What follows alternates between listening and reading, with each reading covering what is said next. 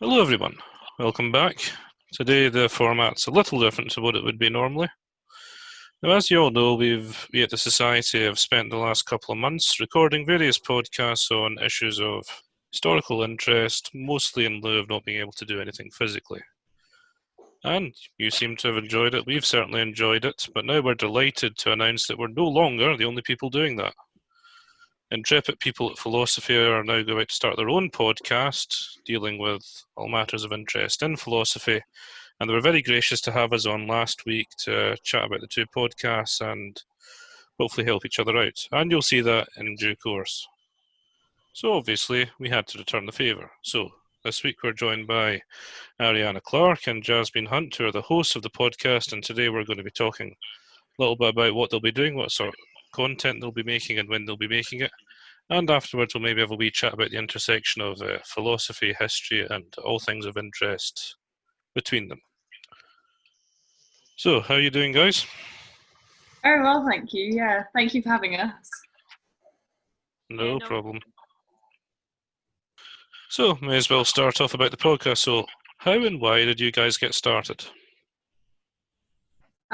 Well, our wonderful creator, Hamish, he decided to create this podcast to try and make philosophy more accessible to people. And so we're trying to untangle a lot of philosophical thoughts by interviewing lecturers and academics and people in philosophy to try and untangle the confusing arguments there are. Yeah, that's pretty much it. Apparently, Hamish, he was on a year abroad last year in North Carolina, and they had a podcast there, and he decided that it was a really good idea, and he brought it back. And then there's the local heartthrob of the department, Robert Cowan, and he was really keen. They sent an email out together to the philosophy department. They were like, does anybody want to join? And about 50 million people decided they wanted to join. So I'm one of the hosts, Ariana, Jasmine's one of the hosts, and then there's, I think, 8 other hosts. There's a sound team. There's like a bunch of people that are bubbling away, and Hamish is just kind of sitting on top of us all and like trying to organize us. He's the puppet master. Yeah, there's about 5 different social media channels. It's quite cool. Wow. We are frankly the 3 of the 4 active members of the History Society. So our podcast started up as a passion project by our Principe, Nathan. And the only reason it's still going is because we all love history all that much. And and of course I imagine that the philosophy podcast is carried off by all of your love for philosophy. I think one of the benefits of having so many people involved is everyone has such different interests, and we can team up with different people and cover so many different areas of philosophy. So I think it's a really nice way of sort of sharing the philosophical love. Not to be too cheesy, but it was quite cheesy. It was good though. I liked it. Well, you guys certainly sound several times more professional than we are. So what sort of content are you going to be making on an episode-by-episode basis? Do you have any ideas? I don't like the term, but it's kind of bite-sized philosophy. We're doing 20-minute episodes. Basically based upon any academic or philosopher, PhD researcher that wants to chat to us. So some of them are going to want to talk about ethics, are going to want to talk about like the normal things, political stuff. One of the guys that we're getting on is talking about communism and anarchism. But then you get real wild cards. Like I think the first episode we're going to air is this woman called Steph Rennick, and she studies time travel and the philosophical implications of that. So it's quite the range of subjects. What topics particularly take your interest individually? I'll go on, Jasmine. I'm really interested in moral philosophy and a little bit of virtue ethics, but recently I've been studying virtual reality. And I found that was a really interesting topic to sink my teeth into, partly because it's so current and you get so many fresh ideas, and also because the lecturer who was teaching it to us was phenomenal. But I think it's really practical thing to think about. You can go into, I don't know, a Samsung store, and they've got the virtual reality headsets, and I don't know, it makes it it's a really interesting thing to think about. It makes you question our own sense of reality, even if something is simulated. Yeah. It's actually a real old question as well.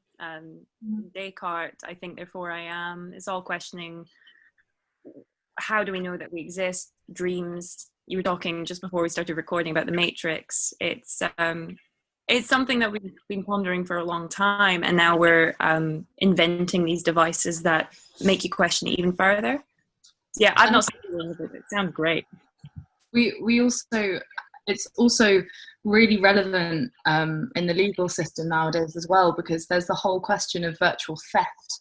And if you're playing an online role-playing game or something, and there was a legal case within the Dutch Supreme Court, where two older boys had beaten up and sort of verbally abused a younger boy, and threatened him in an attempt to intimidate him so they could steal a magical amulet, even though it was a virtual magical amulet. And it was taken to court, and there was a massive legal case of whether or not this did count as theft, because it wasn't technically a tangible object which they'd stolen. And it's really interesting to see how something which, I don't know, you can be playing any game.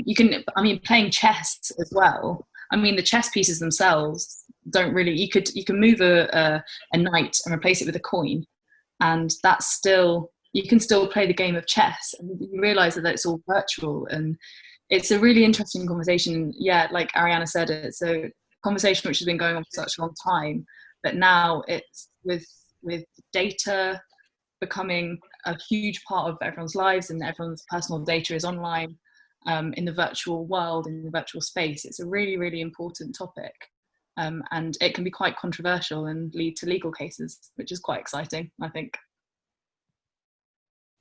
So it's ironically becoming more tangible. Yeah, yeah, indeed. We're not right in saying that in South Korea, murdering somebody on Second Life is considered a capital crime. Say again, sorry. In South Korea, if you murder somebody on Second Life, that's considered a real crime, punishable by time in jail and whatnot. Really? I heard something like that, because they're finding this phenomenon where a lot of younger people are playing Second Life instead of actually living a lot of the time. I think it might be in Japan as well. Yes, I'm just going to quickly look up what those are called, because I've been looking into them a lot, because I feel like lockdowns, well, they haven't had a lockdown in Japan, but I think part of it's because of these people. I'll just find it. I mean, I can understand why. Hikikomori are the people. They are acute social withdrawals, people who pull inward. I think I can understand why it can cause such controversy, because it's a valuable experience these people are having when playing a game and having a second life. It's something valuable, and that's the point of contention, is it? It's whether it's how valuable that is, and if you take it from someone, they are losing something, even if it's not like a physical object. So, yeah, it's quite an interesting thing. We will be interviewing, well, not us personally, but two of our co-hosts, Keir and Rory, will be interviewing Neil McDonnell, who's a lecturer, in the coming weeks, and he specialises in virtual reality and causation, and he does lots of work with NASA, and he's really, really cool. And he wrote a paper on the puzzle of virtual theft, which it's really, really easy to understand. It's one of the easiest philosophical papers I've ever read, and that's not because it's an easy topic, it's because he's so fabulous at explaining it all. And Keir and Ruby will be interviewing him in a couple of weeks on the Philosophy podcast. So I mean, he will explain the problems of virtual reality so much better than I can. And he's incredible to listen to. So yeah, have a listen. I suppose that's one of the principles of philosophy, is to explain a complex idea simply rather than a simple idea complexly. Yeah, well, I remember in our one of the first. I'd never studied philosophy before I came to university, Neither and did I. I remember in one of the first lectures we had with the wonderful Robert Cowan. He was talking to us about essay writing, and he was saying if they've done philosophy in hires or A levels, just drop everything at the door, forget it all. I'm going to teach you how to do it. I'm going to teach you how to write a philosophy essay properly. And I remember the main thing he said was, it needs to be able to be understood by someone who is academically minded but has never read anything in philosophy before. That's when you've written a good philosophy essay. That's when you're good at philosophy, is when you can explain it to people who are intelligent, hopefully, but have no clue what you're talking about. And if you can make them understand, that's the mark of a really good philosopher. Yeah, I remember someone once saying to me that the idea of academic writing is to explain an idea to an intelligent but ignorant friend. I like that. I like that expression. I heard you earlier saying, mentioning the Cartesian idea of I think therefore I am. But in regard to a virtual reality, how would you apply it, do you think? I think I was thinking about this earlier, and I think a good example is if someone unknowingly sort of enters into virtual reality. So, for example, this is a very, what's the word? Kind of ridiculous example. It's not going to happen, hopefully. But someone wakes up from a coma and they're wearing a virtual reality headset, and they don't know that they've got this headset on, and they think they're waking up in a desert or in just a normal town, but it's not actually real. If you apply the Cartesian theory of I think therefore I am, surely if they're thinking that they're in this space, then surely they are, and it doesn't seem to apply. How could someone know that they weren't wearing a virtual reality headset? And here we go! I mean, it feels like a sort of a very, very crude criticism. But yes, the point, however, is still, if you have a virtual reality system which is indistinguishable from reality, then yeah, that idea of Descartes breaks down completely. That's the skeptic's problem. That's what skeptics say. How are you supposed to know ever that what you're doing right now is real at all? Like there is an ancient Greek philosopher who's very famous and has a name that I always forget. I think it might be Pyrrho. I think it might be Pyrrho. It might be. No, I don't. Yes, it is Pyrrho. Yeah, we're gonna say Pyrrho. He was a very famous skeptic, and he would kick a stone and say, "The pain I feel is not real. Like this world isn't real." His friends would have to stop him from walking into oncoming traffic because he'd be like, "Nothing is real," and everybody would be like, "It's quite real. Could you please stop?" So so skepticism in that vein. What is real? What's going on? I dreamed something and I accidentally wet the bed because actually I thought I was in the toilet, but actually I was still in bed. All of these things are a problem. So what Descartes was trying to do was he was saying, let's break this all down. The only fundamental thing that I know, the fundamental thing is that I can think. And that is the building block of our reality. I think, therefore I exist. So I exist in some place. And then from there he tried to build up and refute the skeptic. So one of the examples is like the evil demon or the brain in the vat. So let's say an evil scientist takes your brain and puts it in a vat and stimulates your reality. He's trying to refute that sort of idea where you don't know where you are. You can't know where you are. Unfortunately for Descartes, he relies on God, and it's not a very popular argument. Everybody likes the quote, they like the building block, but they don't like his further arguments. All that can be found in his meditations, which most of us in Glasgow have studied in first year philosophy. Not to be intensely cynical, but another sort of criticism I would probably say is that this is quite highly abstract, and it seems there's more to life than just abstraction. So there's, through our experience, we see the material world around us, and that brings us to the idea of materialism.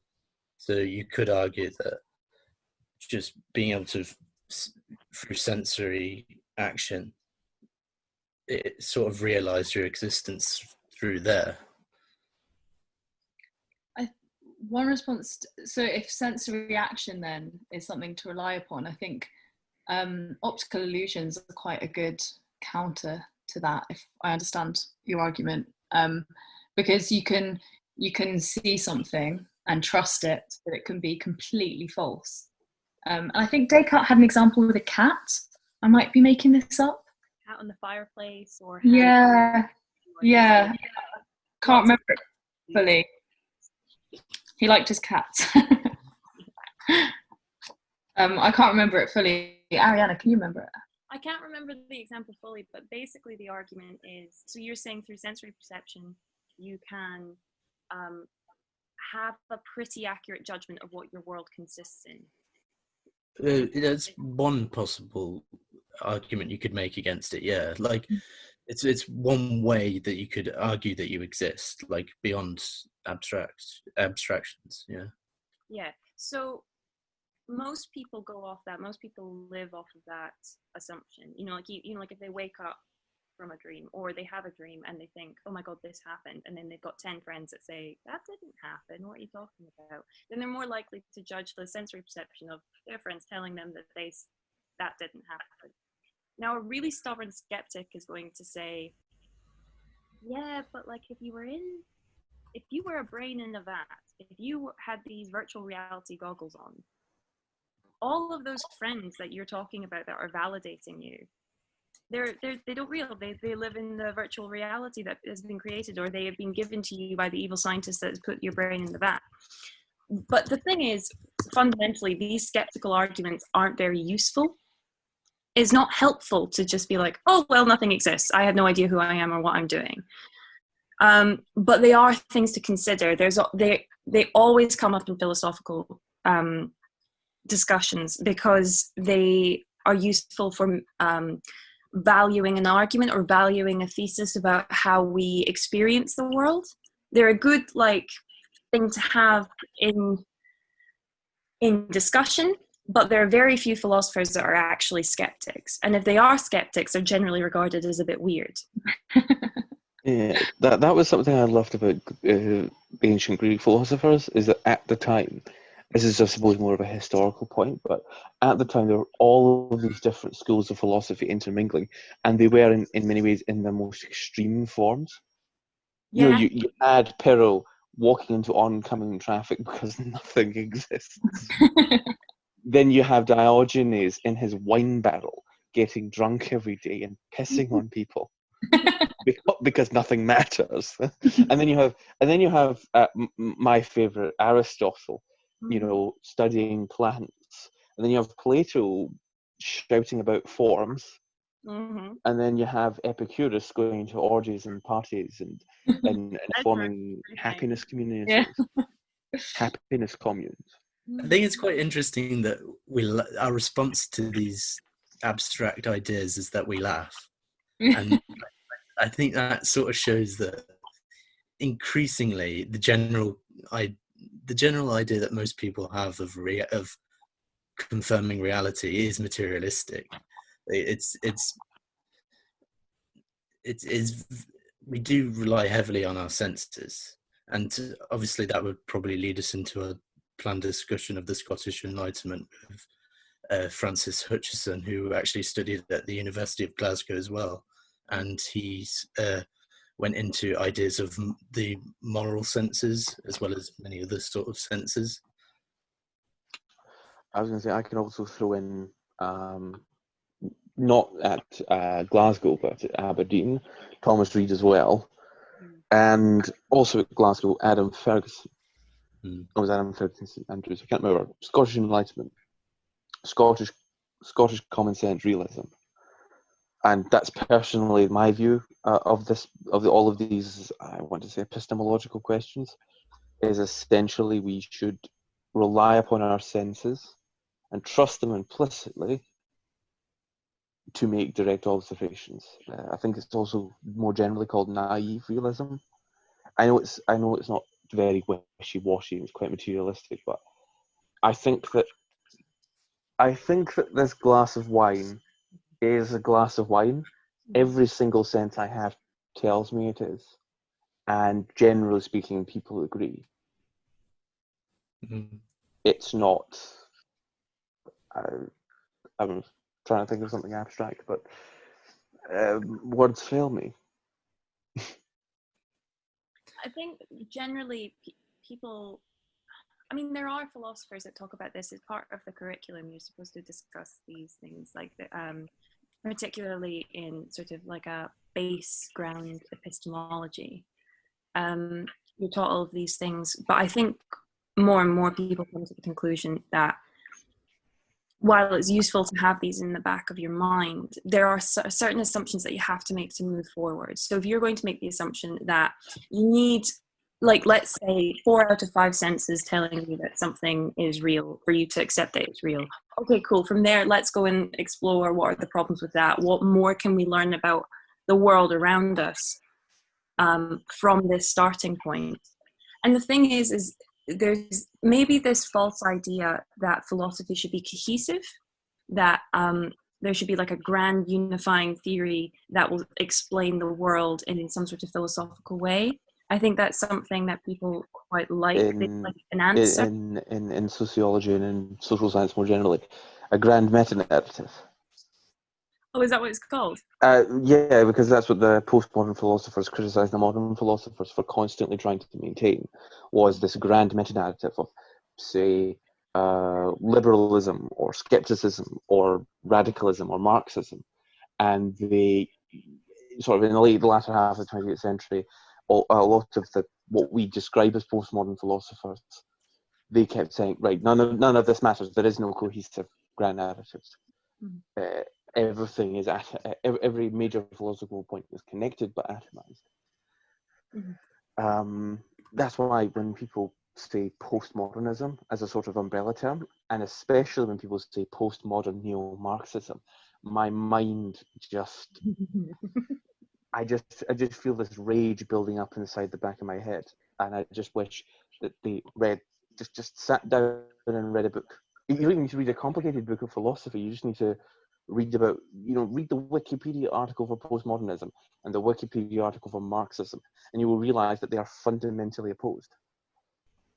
Well, an interesting parallel with science, or more specifically physics, because if you look at lots of disciplines that use physics as their base ground, like engineering, for example, it's Newtonian stuff, right? They use Newtonian mechanics, all the stuff you learn in like GCSE, A-level, standard grade, higher. Those disciplines will use that as their baseline, but the more you delve into, and this is a very hazy understanding because I did astronomy like 3 years ago, and there's the mechanical side and you use that, it's like the baseline, everything works in that sort of way. Newtonian, the sun, the earth, it all revolves around blah blah blah. Then Einstein came along and was like, general relativity, all these things, and we found quantum mechanics, and we find that we can't know how fast a particle is moving and also know where it is at the same time. And for a long time, scientists, physicists have been trying to like squish the two together, find out how they come together. And I read a book where the guy was supposing that maybe this is like a fruitless effort. Maybe we've just come at this point where we've got two schools of thought. They work quite well for us. And eventually, in 100 years or so, we're going to find something out where both of those schools of thoughts go away, and we have a bigger branch of physics. Is this the idea of the grand unifying theory in physics? Again, it's the grand unifying theory, which is why.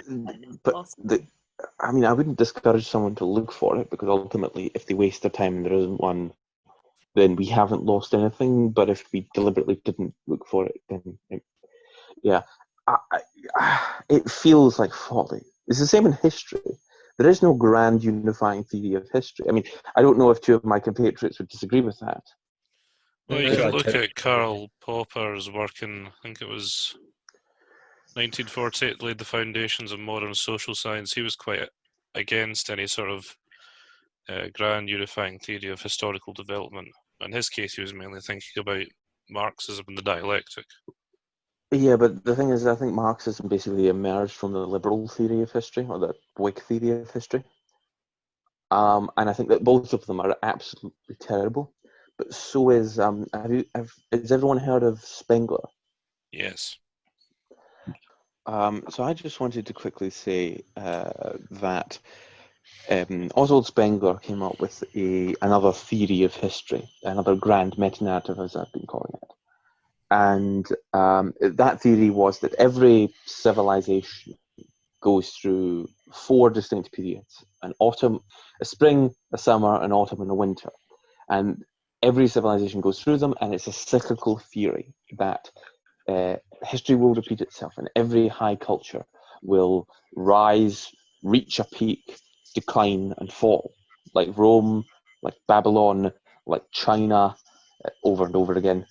And in his case, the West, Western European civilization and its antecedents in colonies, it has risen, it had a summer, it is now in decline, and in a century or a century and a half, but I think his view was by the end of the 22nd century, the West would be destroyed. Far right people picked up on that because they're desperate to defend Western civilization. Specifically, the kind of Western civilization that Spengler said was in decline, that is 19th century imperialism. And a lot of people really are quite sad and nostalgic about 19th century imperialism. No one who does anything seriously, but a lot of people still, for whatever reason, picked up Spengler's ideas and have carried them forward.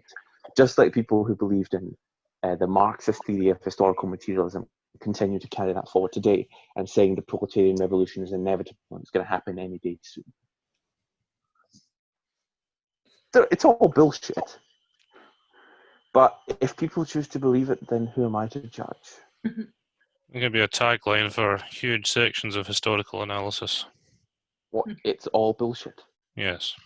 Bertrand Russell, to your it's all bullshit. He's got one of these famous quotes, and what he said was, "I'd never die for my beliefs because I might be wrong." Oh, that is good. Another one was, some people would rather die than think. In fact, many people. Yeah, I mean, it kind of segues very nicely into the humor stuff. Actually, I just remembered that was Nathan. That was my yearbook quote at school. Yeah, well, unfortunately, the person doing the yearbooks printed it incorrectly. Wait, do you have a copy? I still have the proofs. Show me sometime, because I didn't even buy one because I was that stingy. Philosophy of humor. Just whilst Nathan and I are having a nostalgic laugh, the philosophy of humor. Smooth segue there. Philosophy of humor. Yeah. Do you have any questions about it, or do you want me to? Nathan and I thought of an interesting idea about the philosophy of humor the other day. Just after we said we were going to do this podcast, we said that one interesting point is that tragedy and comedy sort of come together for effective comedy, and we were thinking, what sort of thing did you think about that? Because it seems to incite sort of primal affections. Just for the listeners' benefit, Ariana did a nice little happy dance when you asked that question. So I think this is going to be a very good response from her. I forgot to look this up. Give me 2 seconds. I need to. It's poetics, I think.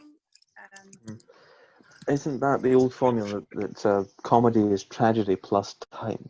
Yeah. Yeah. And I know this is an extremely esoteric thing, but Robert A. Heinlein, who Nathan is probably just thinking, why the hell is he bringing him up? Not his biggest fan. No, I'm not his biggest fan either. His stories were fucking weird. But he came up with this thing where there was this human who lived on Mars, was raised by Martians. Let's not get into it. If you're interested, the story is Stranger in a Strange Land. And he finally understands humour when he sees suffering. And he begins to laugh when he sees suffering. And I just thought, that is the only profound thought in that entire thing. Heinlein was mad and constantly thought he was a genius, but he was actually just mad. He came up with Starship Troopers, if I remember rightly. But the one thing I think he got right was there is an intimate connection between tragedy, suffering, and comedy. Bringing it to a sort of contemporary context, it sort of that little anecdote reminds me of Camus a little bit with his absurdist philosophy. That the world's just so absurd and chaotic that all that we can do is rebel and laugh at it, essentially. So you can find that in several of his books, which I do highly recommend. And off the top of my head, I'm thinking specific. When I'm saying this idea, I mean The Rebel and The Stranger, or The Outsider. Actually, it was Camus that got me into philosophy. Good choice. Sisyphus. His essay on Sisyphus was the first philosophical thing that I ever read, and as a 16-year-old who had listened to My Chemical Romance for the vast majority of her childhood, and was on her way to some sort of depressive diagnosis, was very hooked by the existentialists and the absurdists. In fact, if we could do a very short segue, what got us all into philosophy, history, etc.? Because for me, my interest in philosophy was, I think, first piqued by, rather conventionally, it was piqued by Orwell. Oh, really? And it was not 1984. It was actually Animal Farm, because Animal Farm was the first sort of allegory, or I think it's fable technically, that I'd ever actually read, and it really it took interesting ideas and then explained them in a way I could understand. Like I understand more about Soviet power struggles and the failure of Marxism from Animal Farm than I do from any earnest criticism or earnest philosophical statement. To be honest, if more philosophers branched out into fiction writing, that would be really good. For me, I'd say utilitarianism. I was very interested in Jeremy Bentham and John Stuart Mill from the earliest points of my philosophical research. That it's mainly because I did it at school, and then I sort of just built on that, and eventually just started constantly reading existential literature. So, yeah. What about you, Nathan? Well, me, Søren Kierkegaard. Oh God. I should really have looked after you better, Nathan. Anyway, anyone who reads Kierkegaard should be put on suicide watch. Oh, hang on. I think that's a legitimate criticism of Kierkegaard. I think you found a rather constructive and quite interesting way of dealing with life's misfortunes. So yeah, that's me. Kierkegaard summed up for me, and the story of his family. That he drew on a lot for his philosophy. The story of his grandfather, who was this dirt poor shepherd. His life was so miserable, he felt compelled to go to the top of a mountain and curse God. And that particular incident was something that Kierkegaard was dealing with all his life, which I find quite moving, to be honest. We all get to that point in our lives, I think, and one of the ways philosophy can be useful is helping us deal with it. So, yeah, Kierkegaard's my guy in that case. I would say the same thing. I think one of the ways of coping with feelings, overwhelming feelings, is one, by reflecting upon them and finding people that have felt the way that you do and speak very eloquently about it and can conceptualize your pain in such a way that makes you feel better. And then the second is actually humor, making a joke about it, finding some sort of levity in it. Before we go into humor, Jasmine, why did you get into philosophy? Originally, it was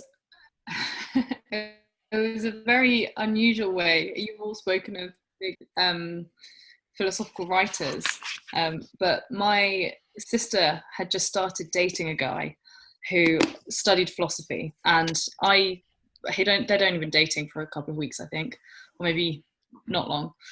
And my sister had to be picked up from the nearest station, and her boyfriend had already arrived at our house. My mom said, "Jasmine, you look after him. I'm going to go and pick up your sister." And I'd never really spoken to this guy one-to-one. I had no idea what to talk to him about. And I asked him what he studied, and he said philosophy. And we weren't offered philosophy in school. Our closest subject was RS, religious education, and that was appalling. And I said, "Oh, well, what's philosophy about?" Which, to any undergraduate studying philosophy, that's a big old question. And he started talking to me about it, and the thing which gripped me was the way in which he spoke about so many different topics, and all of them were relatable in some way. So you could, or they were all, you could apply them to your life. There were so many issues which you can imagine someone bringing up being a vegetarian, and then that opens that whole school of animal consciousness, animal rights, animal feelings, and human rights, and then talking about reality and whether or not we exist. And so just by having one small conversation over an awkward cup of tea in my kitchen was enough to make me think, oh, I might read some of that. And I think the first thing I picked up was just one of those books which is face up on a table in Waterstones in the philosophy section. I was like, I can't even remember what it was, but I read it and I liked it, and I kept doing we that. all know what kind of books those are. Yeah. Yeah, I think it was like the philosophy of love or something very like simple, but enough to spark interest and feel relatable, and it was really, really interesting. So yeah. Actually, Ariana, I was going to ask you, relating to philosophy of humor, there's that moment, like you said, with when something terrible has happened and someone says something, and there's that moment before people laugh or don't laugh where you cannot tell whether you should or shouldn't laugh. And I was wondering if you could maybe unpack that, because if like a relative's died, when is the right time to start making jokes? Is there a right time, and why is there a right time? Right before. And I'm going to back you up on that one, big time. Yeah. I did say earlier that I think that there is an intimate connection between comedy and tragedy, and that the darkest moments of one's life are the points where comedy is at its most powerful. Yeah, I think especially, well, it does depend. And this is where the ethics of humor is really, really interesting. So in an intimate relationship, for example, another personal tragic story in my life, my mother was diagnosed with cancer. It was very short-lived. 6 months and then she died. And I just started dating this boy about 2 weeks, boyfriend, current partner, 2 weeks before she got diagnosed. And I I would sit him down, and I sat him down and I was like, look, this has happened. This is your chance to like jump out of the equation, because you don't have to deal with this, but now this is going to happen. And he was like, okay, right. My one condition for staying with you through this hard time is, am I allowed to make jokes about the situation? And I was like, yes, absolutely. And it was like a total icebreaker, and it completely worked. And it was before everything happened. And then after Mum died, every time I would have a tantrum, or like I didn't want to do something, I would say, can I pull the dead mum card? And he was like, fuck off. No, you can't. It became one of those things that it just was the way it was. Obviously, he was lovely to me when I was genuinely having a problem or a time, but it's really, really really, really important, I think, in these intimate relationships when you're having a hard time to be able to have humor. That being said, let's say with 9/11, when 9/11 happened, all comedy was banned in America for about a week. Nobody was allowed to air. Saturday Night Live, all the big comedy things were taken off the air, because when you're on this big platform, it's very difficult to have that sort of intimate face-to-face connection where that moment before you laugh or before you cry when somebody's made a joke at you, when it's a very delicate situation, that intimacy isn't there when it's on TV, and it isn't there when you're on the radio. You have to be so much more careful. So I think it's context dependent sometimes with this tragedy and comedy stuff, which is one of the things I would argue for. Some people don't think so. You have your hand up. Go for it. Yes, I was going to say the same thing as here. When the Queen dies, the official mourning, I think, is 12 days. Yeah. At least for the first day, the first 24 hours after the death of the monarch, all comedy programming on the BBC, at least, is banned. Mm-hmm. The presenter that has to deliver the news, there's actually a black necktie on standby at all times in case the monarch dies. Really? And in fact, the last time this happened was when the Queen Mother died in 2002. The presenter, I don't know if he did actually switch to a black tie, but on that day, they switched automatically to BBC News, all BBC channels. They announced the death of Queen Elizabeth and the Queen Mother. And then there was little or no comedy programming on that evening, and they switched to summer music on the BBC radio channels. I think the pop channels, they don't, like BBC Radio 1 and Radio 2, don't broadcast happy pop music for a period after. And that period of official mourning, it's like, the problem is people will be so tempted to make comedy at the time, but because it's a sort of state thing, same with 9/11, it's a sort of statewide, national period of mourning, and making jokes about it, or even making jokes at all, lack the context that you're talking about. I guarantee you that within 2 or 3 weeks of the Queen's death, someone like Frankie Boyle will make a joke about the Queen's death, and he will get absolutely lambasted, pummeled by official works. Like he will be permanently banned from the BBC, or someone like him, permanently banned from the BBC for making a joke about the Queen's death. Within a short enough period of time. Well, this, you know what, I feel, so in my research into the philosophy of humour, Frankie Boyle was one of the people that I researched quite a lot. And Russell Brand has a podcast? Yes, I do. I watched a few episodes with Professor David Runciman. Anyone's heard of him? No, I haven't. Politics, Cambridge. Oh, right, okay. Well, he did one with Frankie Boyle, and it was very sincere. Like, they were both very funny, but they were both talking about the politics of humor. And it was one of the jumping boards, one of the questions, it was like, at what point do you say that a joke is a piece of art, and you have to take it within context, and you have to distance what the person is saying, how the person is bending concepts that they use within language into a joke, and whether that person actually believes what they're saying. Because the problem with language generally, or with humor, is that our primary mode of communication is language, right? So if I say to you, I am going to get on the train at 8 p.m, you will take me as read. There's no like obvious joke in that.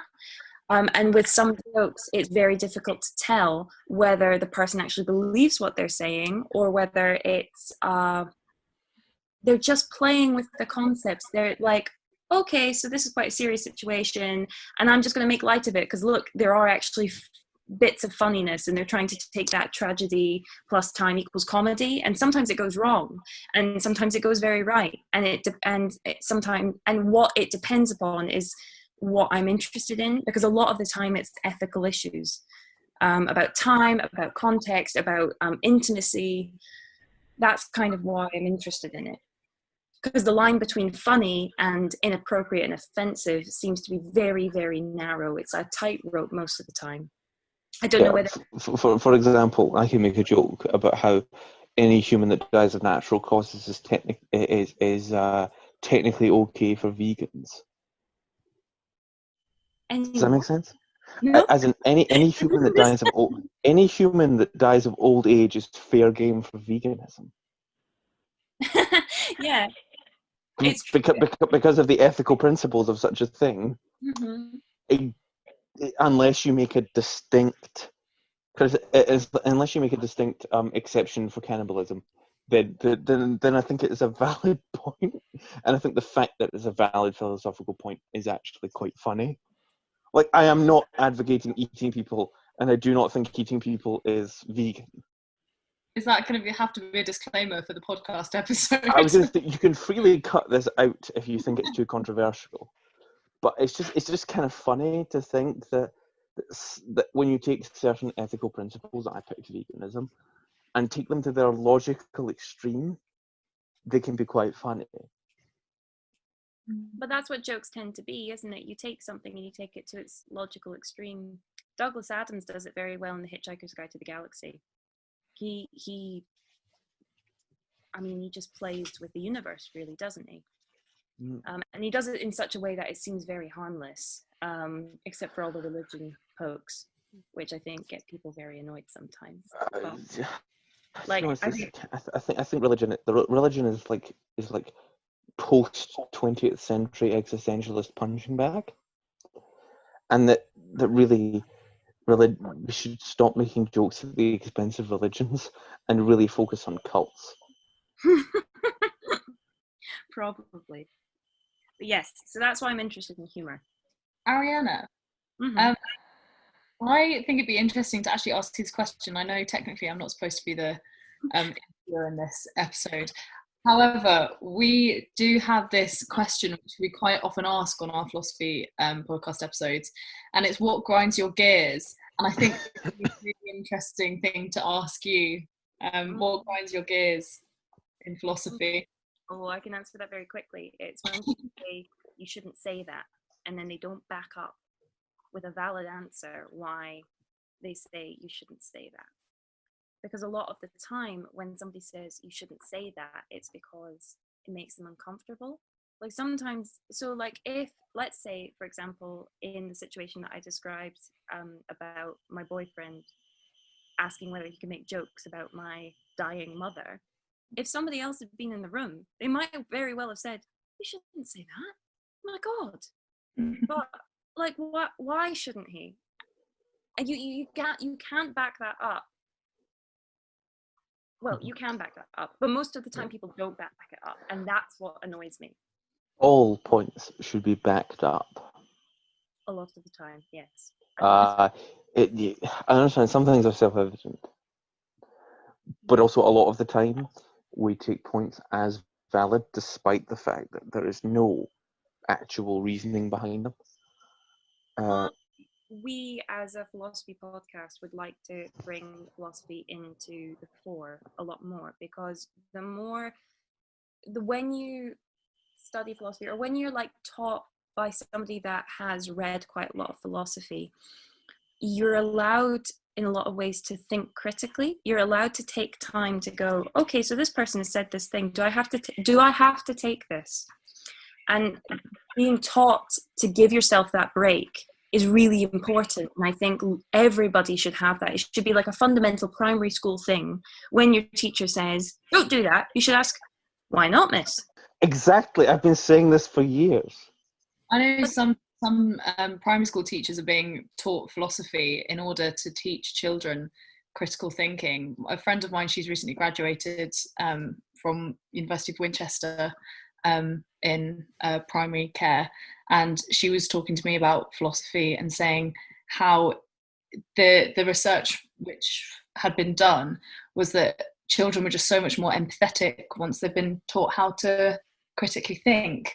And I mean, it shows, and I think that's such a lovely thing. Like, if children are being told to question why, then if one kid says, "Oh, if you punch another kid, I'll give you my sweets," then it takes a few more seconds to be like, "Oh, what?" I'm not saying that's that's something which has happened, but I think it is. I agree. I think it's such an important thing to encourage in younger generations.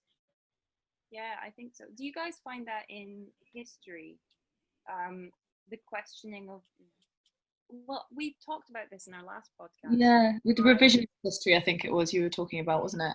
Yeah. I don't know if understanding history makes you more empathetic. It makes I think you it more could. Certainly cynical. cynical, yeah, it makes you more cynical. It's all happened before.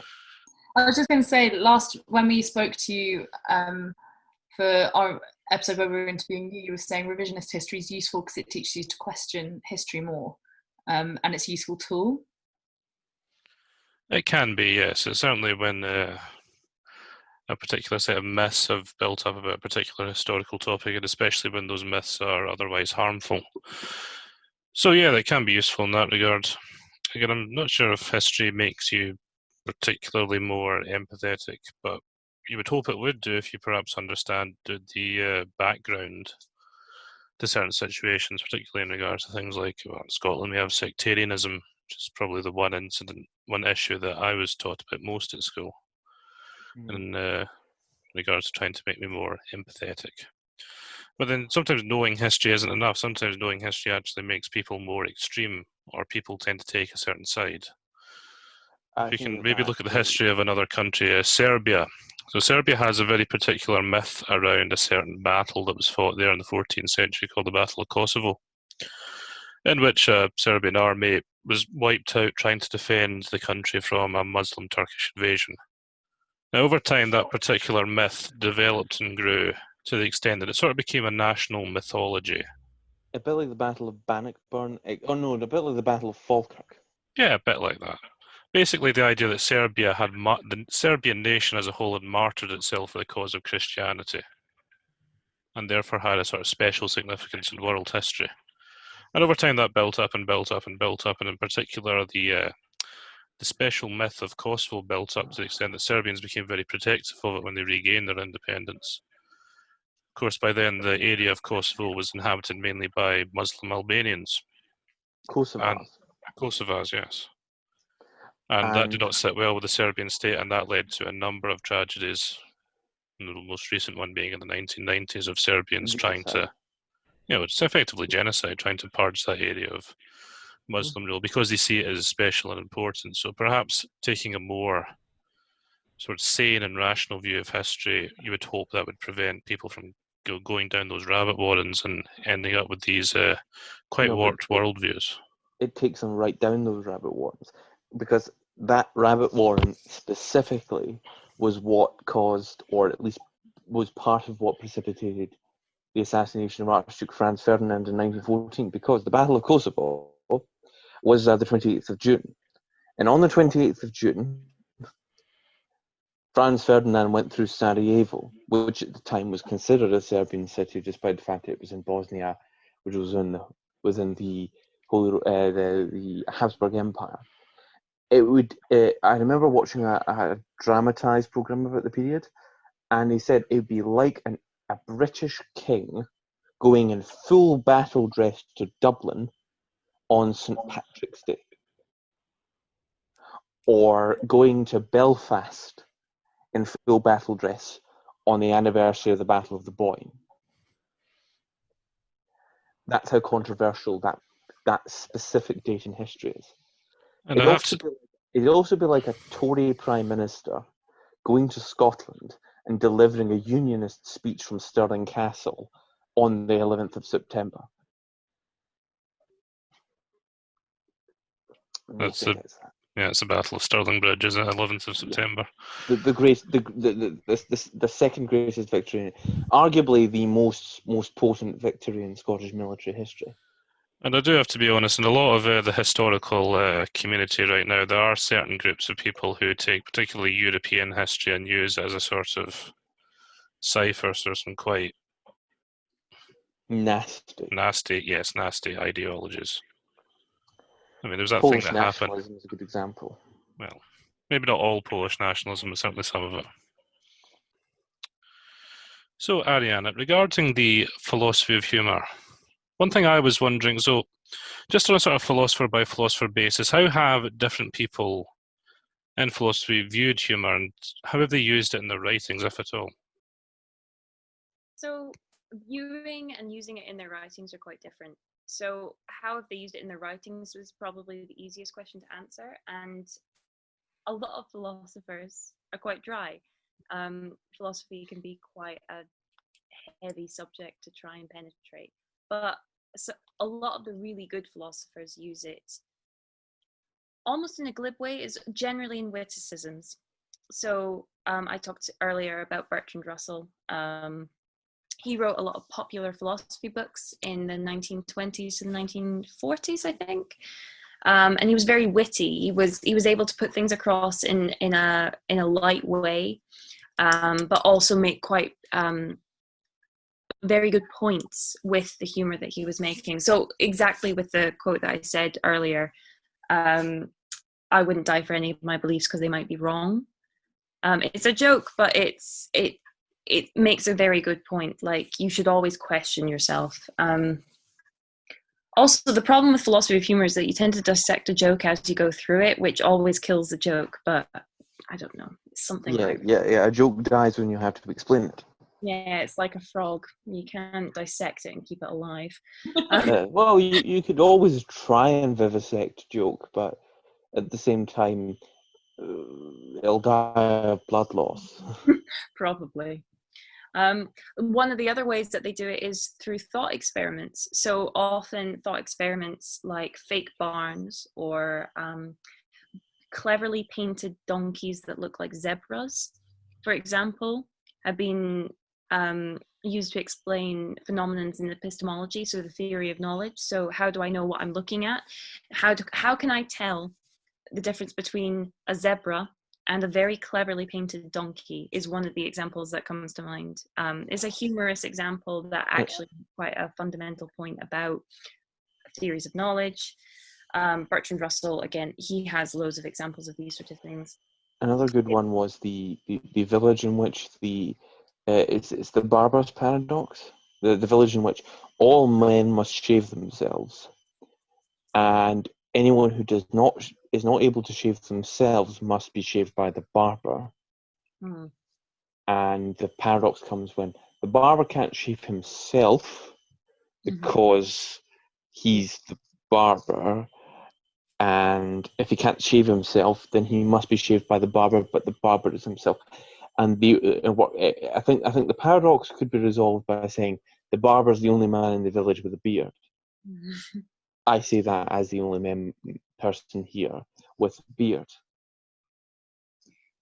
I don't know, you can't see my blonde chin. Yeah, I've actually got a good one. This actually was all beard, but I just stuck it to my head. Nobody mentions my mustache. Been working very hard on that. I can't see your mustache, Nathan. It's your... Oh, there it is. You have to zoom in to see it. I'm very jealous, actually. When I was younger, I wanted to grow a beard and become a pirate and dye my beard green and get everyone to call me Captain Greenbeard. Then my mom told me that women generally can't grow beards, and I was absolutely distraught. And I was like, Mom, you said I could do anything. Couldn't do that. False hope. Yeah, so I think that's the answer to the question. Philosophers use humor a lot of the time. Good philosophers tend to intersperse big passages of very dense philosophy with a couple of jokes that sum it up very nicely. So Hilary Putnam, for example, he wrote this massive paper in the 1960s. And the catchphrase from it is "meanings ain't in the head," because it was a joke that he put at the end of it. And it's the catchphrase because it succinctly says everything that he argues in about 200 pages. Or no, it's not 200 pages, but it felt like 200 pages. So yeah, so jokes can be used in a very acute and hilarious way. But the problem with philosophical jokes is that you have to explain the context of the joke before you actually say the joke. So you end up just like explaining the philosophy. It's a very niche, jargony joke. It's like when computer science kids make jokes about programming, and you sit there and you're like, yes, I understand that. No, I just say, I don't know what you're talking about. And your joke is so specific that I don't care. I find that earnestness is the best policy. But then sometimes it's best just to leave it. Yes, I think that the law of complete honesty is best served by the law of contextual communication. As in, you either say the complete truth or nothing. Never lie, never say half-truths, only ever say the truth, the whole truth, and nothing but the truth, or nothing at all. I think that's a debate for another day, my love. Well, Say so. I hope the pubs will be open. Okay, there's another question regarding humour and philosophy. This one's slightly more abstract. So, just in reference to something we were talking about the other day about Soviet-era political jokes, do you think comedy is given new meaning depending on its cultural context? The example joke we were using is, it's in the Soviet Union. There are two guys. One guy goes to a dealership to buy a car. Goes to the dealer and he asks how much. So 750 rubles. And he says, is there a waiting list? The dealer says, yes, 10 years. The guy then asks, will it come on a Friday or will it come on the Wednesday? And the dealer then says to him, why would it possibly matter? And the guy answers, well, the plumber's coming on the Wednesday. You've talked about that joke before, and it's still funny. I like that joke. It's a joke at the expense of Soviet bureaucracy. But then most jokes are. That actually... Well, that's not what I mean. You're taking me too literally. Most jokes are at the expense of something. So actually, to answer the second half of your question, how do most philosophers view humor? Historically, very poorly. Plato, Hobbes, Descartes, they all had terrible things to say about humor. It's always at the expense of somebody else. It's always derision, scorn. It's malicious child's play. Humor is child's play. You shouldn't laugh at something so violently. Humor was a bad thing for a long time, but also it was kind of neglected as well. Nobody really looked into it.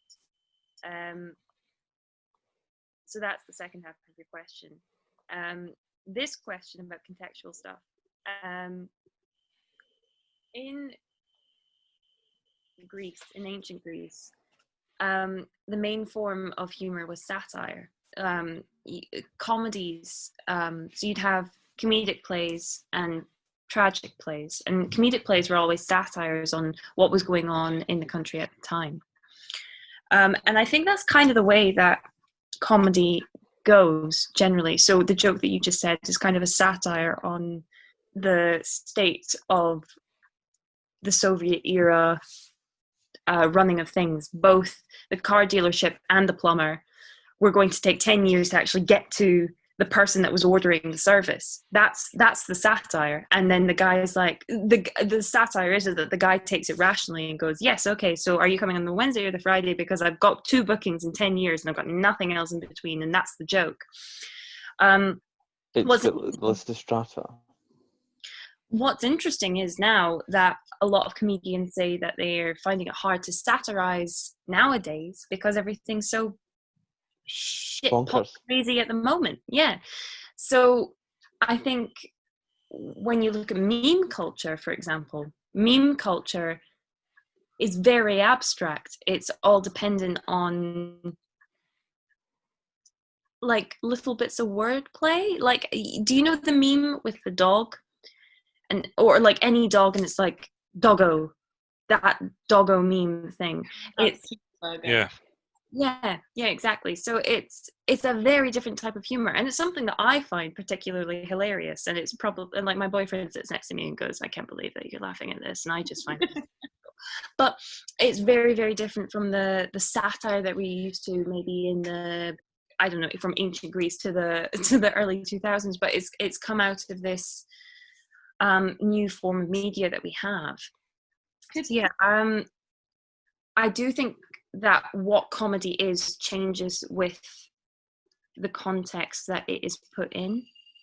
So do you mean perhaps then that if we're living in a world where everything is at its extreme, so like we are living through the extremes, that actually more subtle humor and wordplay is going to be more comfortable for us to laugh at, if that makes sense? And listening to a comedian talking about being stuck at home during COVID or something, and if they put a funny spin on that, it's not as funny because we're living that.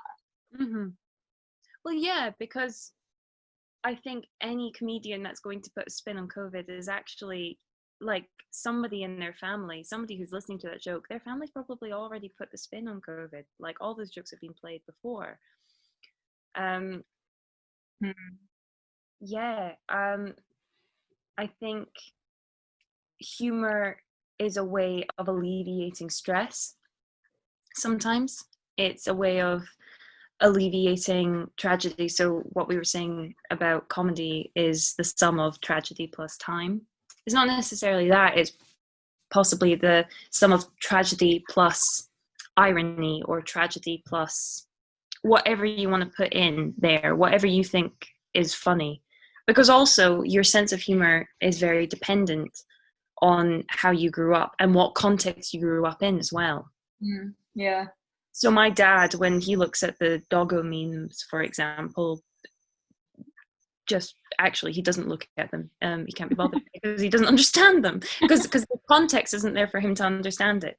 Yeah. I tried to explain. I saw it. You know the Virgin Chad meme, right?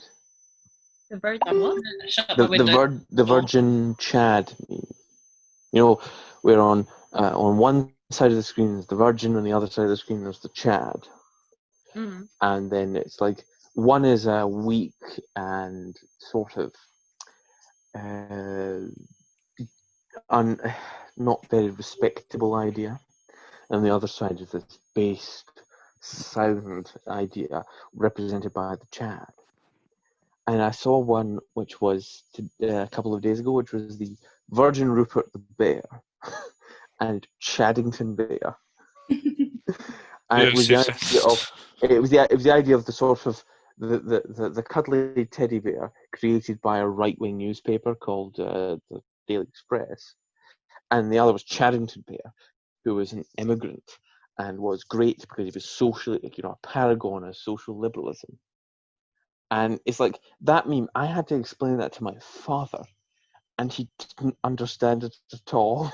And in the end, I just had to give up.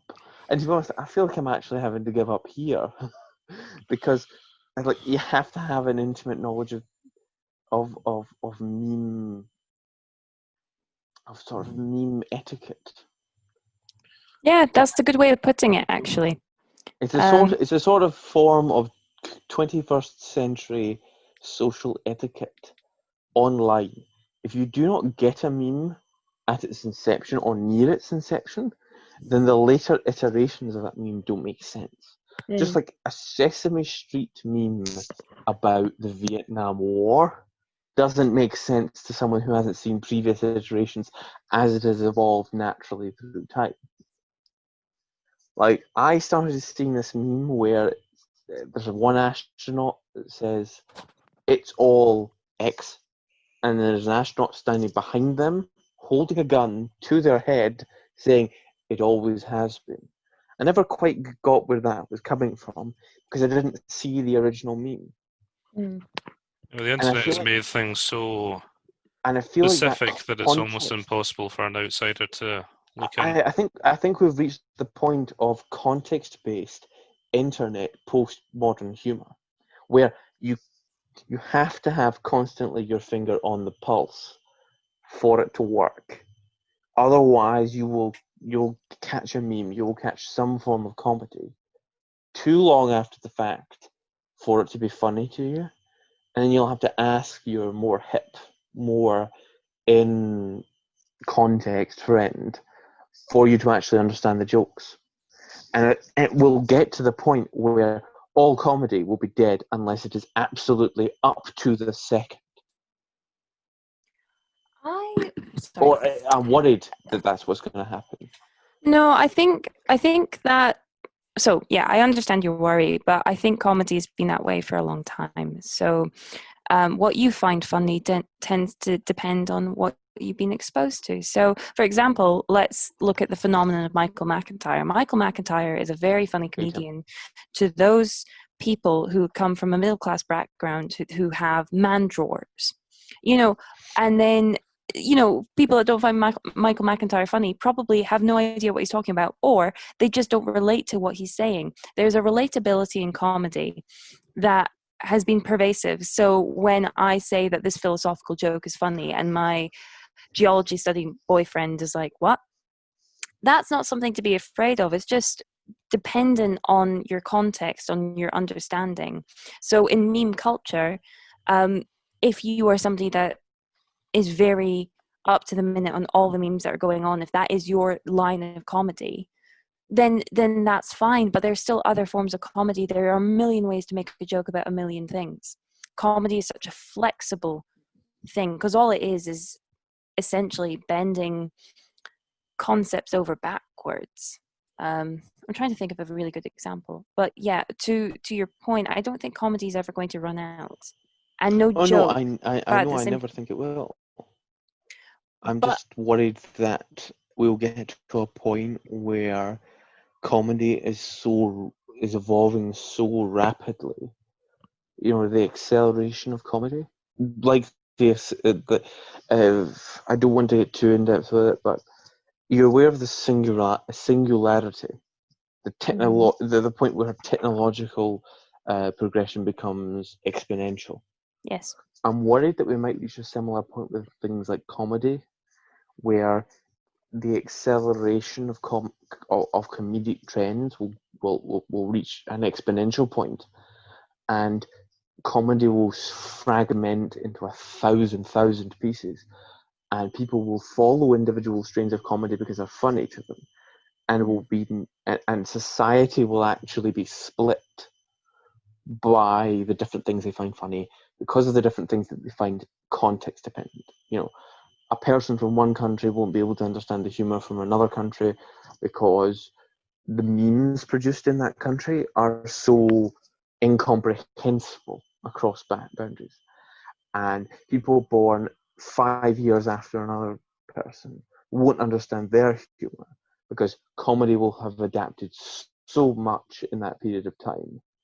I mean, maybe I'm just being pessimistic, but I If we're think we talking could end about up the with a way point. that different forms of comedy have changed over time, I think the idea of a wordplay or the pun is a good example of this, because there was a time when being able to pun was considered very high class, very sophisticated, because it demonstrated a level of rhetorical knowledge that was much higher than, say, the standard person. So like in Shakespeare's time, puns were considered very sophisticated, very intellectual form of comedy. But as time goes on, they've gradually lost that prestige to the extent that now, if we talk about puns, we tend to think of it as a very not particularly funny and very lowbrow kind of comedy. Very low effort. Yeah. The other thing that I would say as an addendum, or not even as an addendum, it's not something to worry about, because puns, even though they are quite lowbrow, they still can be quite funny. But have you ever watched somebody fall over? Yes. Like in a funny manner? Literally fall like over. I slipping mean, on a banana peel. slip on the street, slip on a whatever. So your friend decks themselves as they try to jump over a bollard next to Tesco's, for example. I've seen them a couple of times actually. Yeah, exactly. One of them in And a it's situation quite similar to that. exactly, and it's, you know, you could take a video of that, and anybody in any language will probably find that funny, especially if they haven't hurt themselves. Something. Go for it. I was just going to say, I have a real life example of something like that where, you know, the traffic lights outside Murano. Yeah. I was walking across that road, and there are some flat out towards Murano, so walking from uni towards Murano. And there was that block of flats, and there was a little kid in one of those onesies with a fluffy hood, and it was made. It clearly only just learnt how to walk, and I think Mum had just taken it to the park or something. Mum was holding its hand as it like waddled across the road, and then I got the traffic light and stopped, and I was waiting for the traffic lights to go green for me, and I saw the kid trying to get into the flat, but there was a step for it to go over to get into the flat, and it just did not see the step at all, and just because it was in a onesie as well, it just starfished and just fell flat on its face, and it was less than 2 years old, and I guffawed, and I was on my own as well, and the people next to me just looked at me like, what the hell is wrong with you? You just watched a kid fall flat on their face and you laughed out loud, and I was like, it's funny, anyone would laugh at that, it's hilarious. It's quintessential slapstick. Yeah, it was fantastic. They look like Patrick, man. Like, they're a little starfish falling on their face. What's not to love? Well, exactly. There's always going to be an infinite sort of split off of humor. Like, engineers will have their many little niches of humor. Philosophers will have their many niches of humor.